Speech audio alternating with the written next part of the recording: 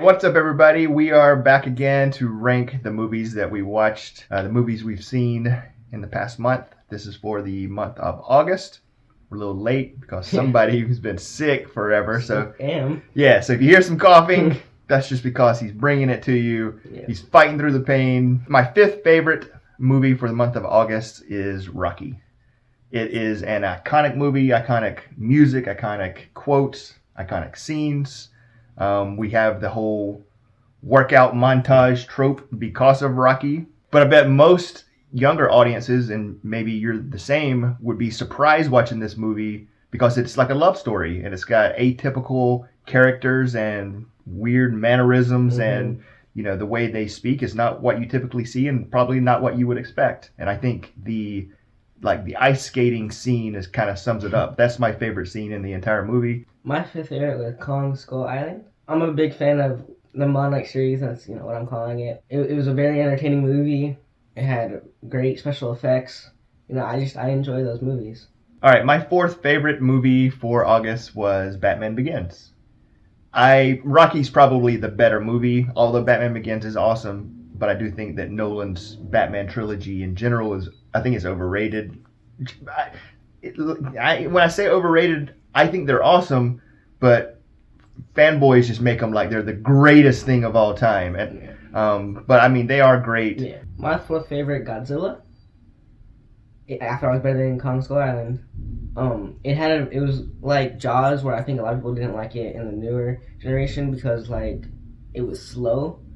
But I thought it was great because it was slow. And we didn't get to see much action until the very end. But the action we saw was excellent. And the fights was amazing. And at the end, that little blast at the mouth was awesome. Yeah. And I just think overall it's an excellent movie. All right, my third favorite movie for August is a Nolan movie, Oppenheimer. I think it was awesome. I'm so glad we got to see it on the big screen with surround sound. It really blows you away, pun intended. I know there's so much that I missed on that single viewing. I can't wait to watch it again to see, if it holds up and to see the extra layers to it. It's just such an immense work and immensely accomplished work, and I think it'll probably increase as time goes by. But as of August, there were still two movies that we watched that I enjoyed more. My third favorite movie, Jackie Brown. Excellent cast. Yeah. Excellent dialogue. The plot was great too. The main thing was the cast. I thought it was really good. Well, it's funny you mentioned that because my second favorite movie from August is Jackie Brown. Like you said, the entire cast is awesome. The whole movie, it's a whole vibe, as the kids say, although I'm not sure I'm using that phrase properly. It actually might be Tarantino's best work. I think it's underrated, though. Film nerds like me might say it's overrated, but it could very well be his best, although Pulp Fiction is my favorite. But it's just such a good movie. Like you said, the dialogue, the music, the cast, all around. Love Jackie Brown. I'm so happy you loved it too. My second favorite, Oppenheimer. It looked excellent. It sounded excellent. The cast was excellent. The acting was excellent. Everything is excellent about it, except for it's a little too long. They could have removed some scenes. Could they though? We'll have to watch it again and decide. But that's why it's not my number one. All right. Well, before we get to our number ones, let's list the movies and say whatever you want to about them that didn't quite make the top 5, or maybe they missed it by a whole lot of room. So the movies that didn't make my top 5. Guardians of the Galaxy Volume 3. It was very good. It very easily could have made the top 5. We watched some excellent movies based on how fun and entertaining it was. The MonsterVerse movies we watched in order. I think they're Godzilla, you had mentioned, Skull Island, and King of the Monsters. I like them all, but like you, I especially love Godzilla exactly for the reasons you mentioned. I think comparing it to Jaws is the best way because it's such a suspenseful build-up that when and they did a good job. I stayed entertained during that build-up, so that when the climax and the battle finally happens, it blows you away. So I loved Godzilla. Again, if not for the excellent movies we watched, it could have been in the top 5. Anchorman, The Legend of Ron Burgundy. It's not my favorite Will Ferrell movie based on him, but the supporting cast and characters really make this movie. Yeah. I mean, there's so many and they're all great. So even though I prefer Will Ferrell in some of his later movies, this is a good one based on the overall cast and crew. And then we also watched The Room. I mean, what can you say that hasn't already been said about The Room other than we laughed hysterically? Yeah. And it did not make the top 5. No. All right. I watched Green Book in film studies. It was surprising. You know, it had great acting, great cinematography, great score. It just didn't make the top 5. It was very close, but it was surprising. I didn't think I'd like it, but it was surprising. Batman Begins.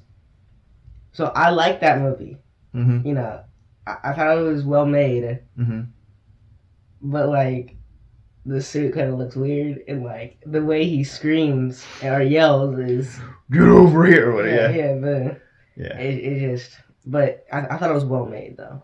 Yeah. And it was still good, but just that's why it's not in my top 5. Rocky, great acting, good plot, excellent musical score. Still didn't make my top 5, but still a great movie. Mm-hmm. Godzilla King of the Monsters had great battles still, great CGI, and just compared to the other ones, the plot was weak.